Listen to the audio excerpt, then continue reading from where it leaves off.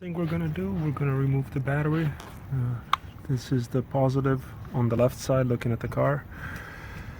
That's the negative. And then we have this bracket holding it together. The battery post bolts are 10 millimeters. Next, you do these two bolts, 1 and 2. Those are 10 millimeter bolts, and when you retighten them, the torque is 7 foot-pounds. So there's a rubber grommet on the intake cover, and then there's a metal washer that goes between that grommet and the bolt. And it's still tight, so it appears that these screws need done as well. Alright, so this is the air cleaner. It looks like the IAT, intake air temperature sensor, is that one back there, and that's what it looks like. Here's another angle. As I'm looking at it, there's a there's a red cable on the right and a green one on the left. And then there are these clamps, but it doesn't say to touch them. Then there's that hose clamp that we have to undo. It's right in between, right there, with the tiny Phillips head right there. And then there is this bolt right here. And also, I think, let's see if I can get a picture of it. That bolt right there. There we go. And I'm pretty sure this should just pull off, or maybe we can even set it aside. We don't even have to touch that that connection right there. That hose clamp bolt right there, the small one with the Phillips head, it has a 5.5 millimeter hex head. So you undid the bolt that was over there, and that seemed to be like a good idea. And then here there's this recirculation hose. The instructions do not say to remove it, but it looks awful tight. So I'm gonna take some pliers and disconnect that hose. All right, so it's saying to remove that bracket right there from the intake manifold chamber, and that hose right there, as well as, I'm pretty sure, that connector right there, the one at the bottom. And I'm not sure yet if we have to take out the throttle body right there. You are removing, you're disconnecting this harness from this chamber right here. It looks like you can probably leave this bracket on. This one right here was tough to get on. I guess it's not anymore since this one's removed. But, okay, so the one right here slides onto this rail. So in here, the plastic connector is female, and the female has a tab which must be lifted to remove it. Whereas on the other side, it slides in and out. And of course, it only slides out after this part has been disconnected. And I have yet to do it, but it looks like this other connector uses the same logic. The next thing you're going to do is remove that harness in the back. Let me find it. Let's see.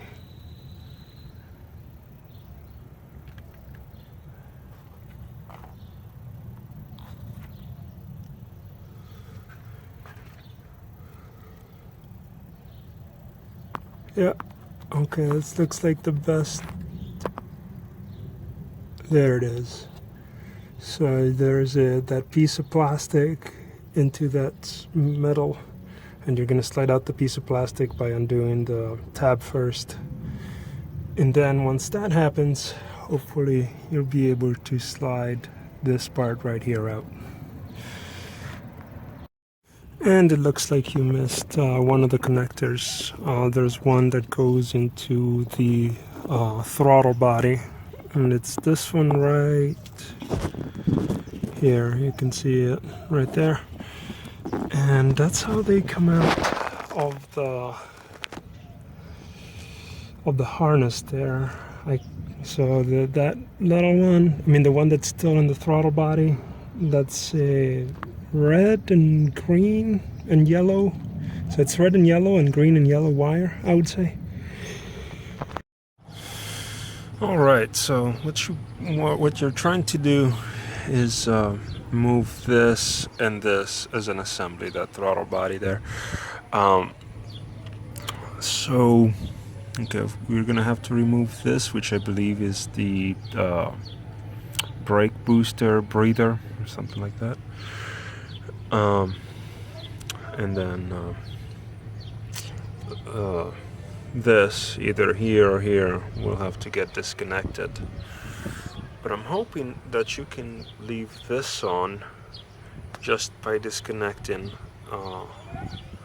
that bracket there. I know the lighting is bad in there. Let's try it. But anyway, there's a little black plastic bracket in which the rubber hose snaps into.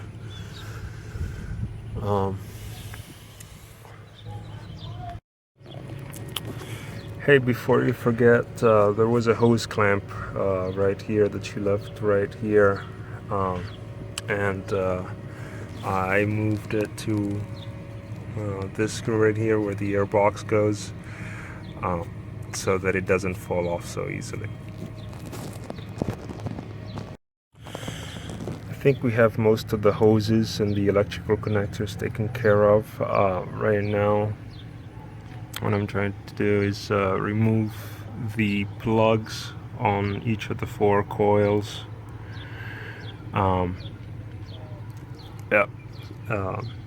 That way the cylinder head cover will come off more easily. Oh yeah, and as you're looking at it, this Siemens connector, whatever it is, that should come off as well. And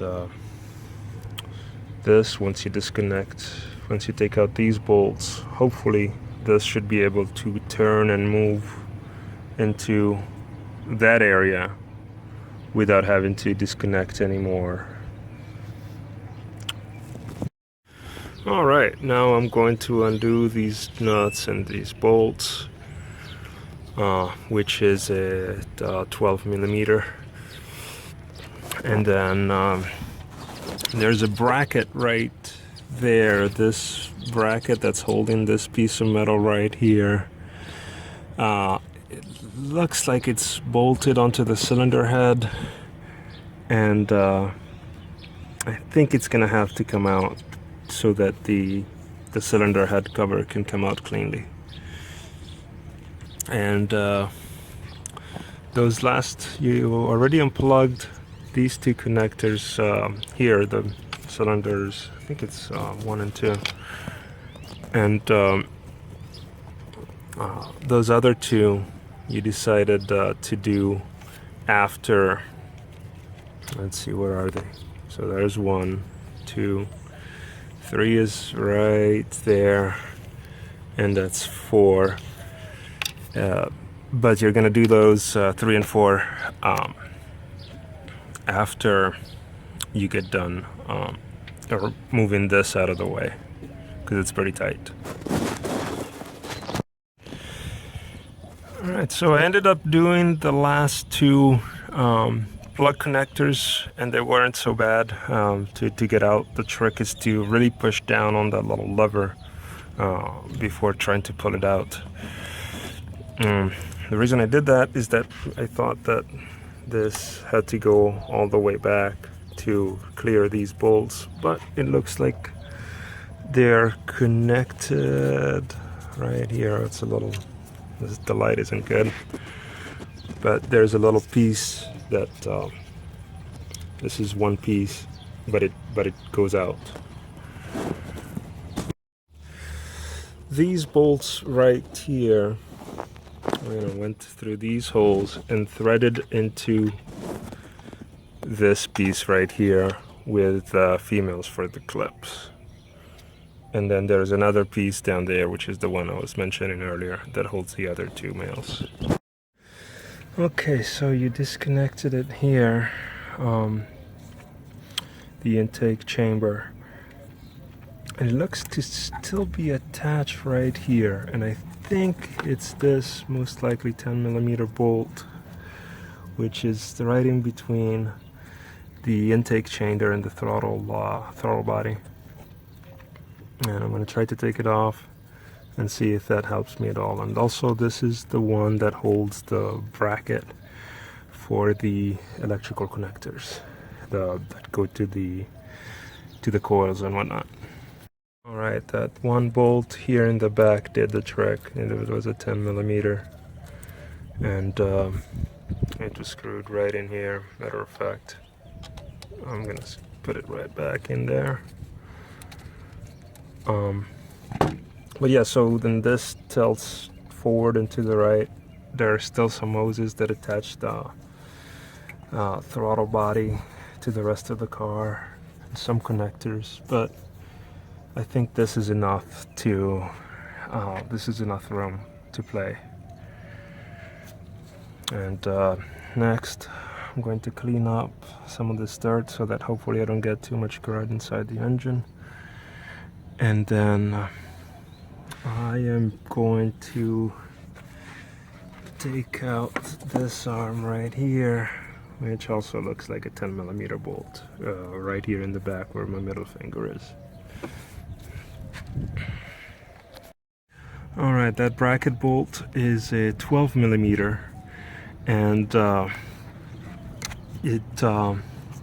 get the wrench to fit, this is a 1/2-inch drive, and I ran it along the engine like this. If you try it like this, you'll hit this part. And now we're going to undo these bolts for the cylinder head cover. And I located the port to drive the to turn the crankshaft, yeah, so I jacked up the car because I thought I needed to remove the wheel, but it looks like I should have enough clearance to just get at it through it. And from what I read, it's 19mm, but we'll find out. You jacked up this wheel to have a little more room, and you inserted a 19mm socket to turn the crankshaft bolt. That's where it goes in. Let's see. Oh, and then you turned it until the top of the sprocket reads up.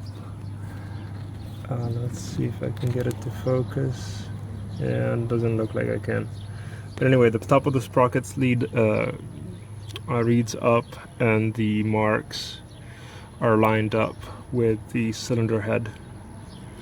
And when this happens, all the valves on the one cylinder are loose and ready to be adjusted. And that's what we'll do next.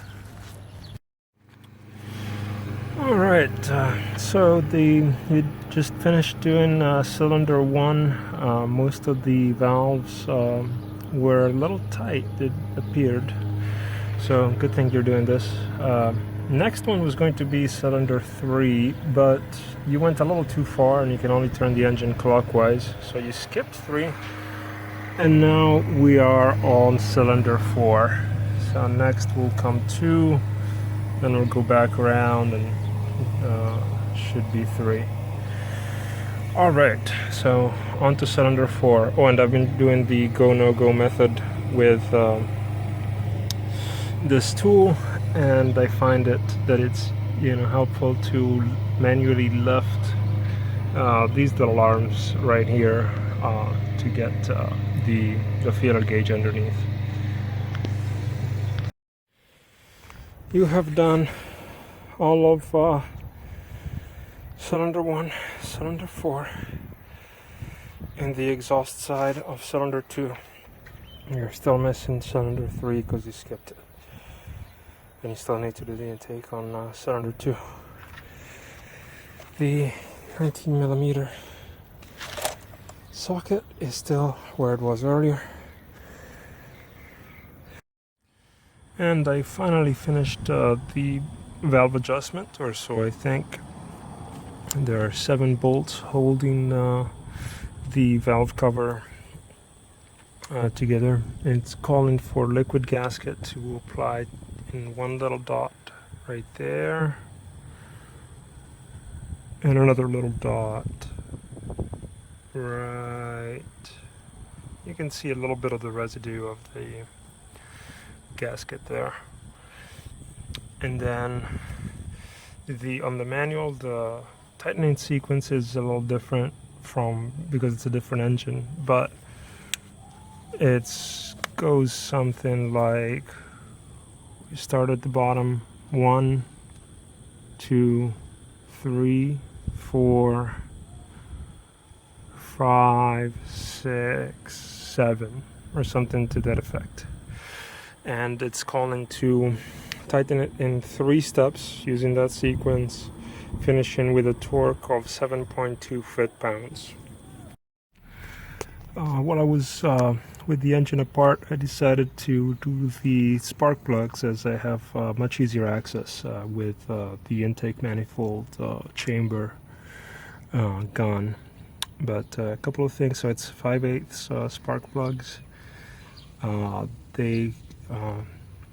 There's a pretty long cylinder leading into where the bolt mounts, which is nice. That way it's pretty hard to cross thread them.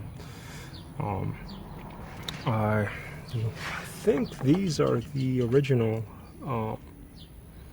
spark plugs. The car has 100,000 miles, and so there's some carbon buildup, but they still look pretty good, and they still did their job when I took them out. Let's see, a couple of things. To get the spark plugs out, use the spark plug socket, but to put them back in, if you use the spark plug socket, be careful not to drive it in too deep, because you're going to have to use an extension, and you might step back the extension when you pull it out, instead of getting the socket off the spark plug. And let's see, torque, it's 13.2 foot-pounds on the spark plugs, and then each of those coils has a 10mm bolt holding it on, and that gets tightened at 7-point-something foot-pounds. Alright, okay, so you're putting the car back together, and you reconnected the 4 coils back to the harness, and you reattached this bracket right here in the back. It's a 12mm bolt. I don't know what the torque spec is, so I tightened it at 10 foot-pounds. Let's see what else. You reconnected this connector right here, and you connected this hose. You still need to do this clamp.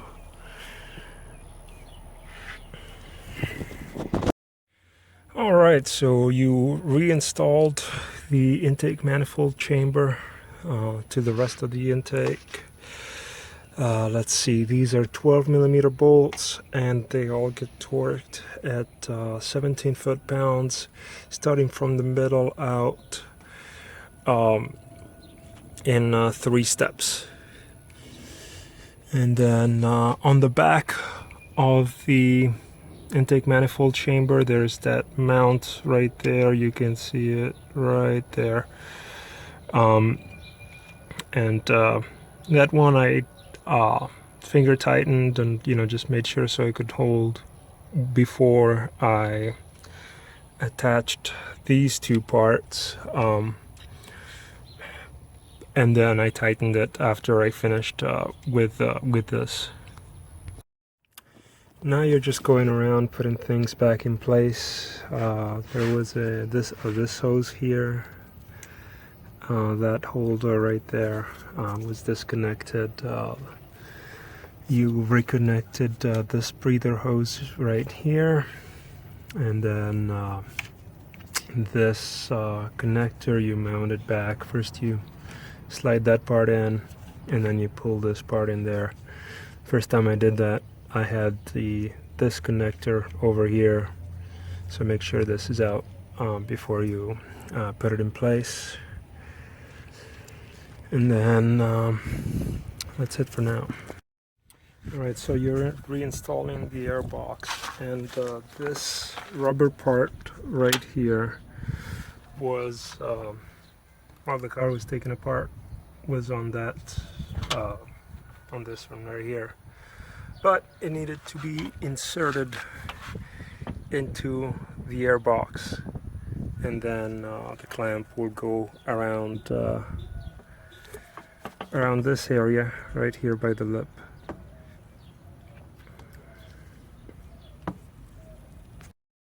Another note on this gasket right here, it has teeth.